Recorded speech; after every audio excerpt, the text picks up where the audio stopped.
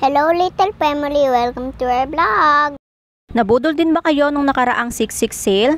Parang pag mami ka na talaga, automatic kang magpapabudol sa mga ganitong pagkakataon. Napakasulit naman kasi talaga sa mga shipping fee, vouchers, and discounts. Tulad nga nitong lotion ni Lia, sobrang excited nga ako kasi may bago silang scent. Holy grail talaga sa akin to. Nakapag-try na ako ng ibang lotion pero bumabalik at bumabalik talaga ako kay Human Nature. Yung isang bottle nito, mga 3 months ko nagagamit. Tapos $3.99 lang siya at may free shipping pa. At ito na nga ang bago nilang Cica Baby Lotion in Apricot Vanilla Scent with soothing and calming Cica for baby's delicate skin. Or diba? Pakinggan nyo ang feedback ni Lia.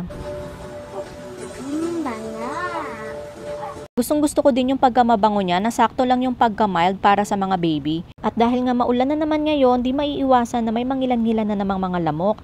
Kaya gumagamit kami nitong Natural Moisturizing Skin Shield Oil with Citronella Oil for Mosquito Repellent. 99 to 100% all natural and no harmful chemical nga ang Human Nature products.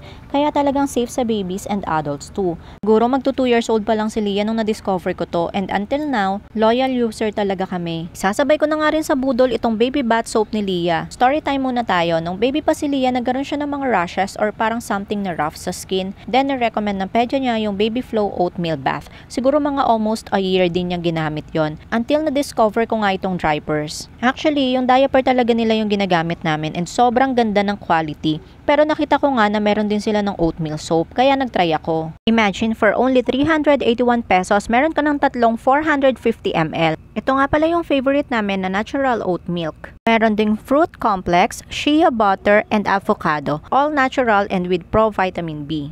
Papahuli ba naman ang ating shampoo? Syempre, the best din yan kay Lia. Tulad nga ng sabi ko, nakilala ko talaga ang Triper sa quality ng diaper. At kung gusto nyo nga itry ang mga product na to, check nyo lang sa comment section ang mga link. At huwag kalimutang mag-follow sa page for more mommy finds.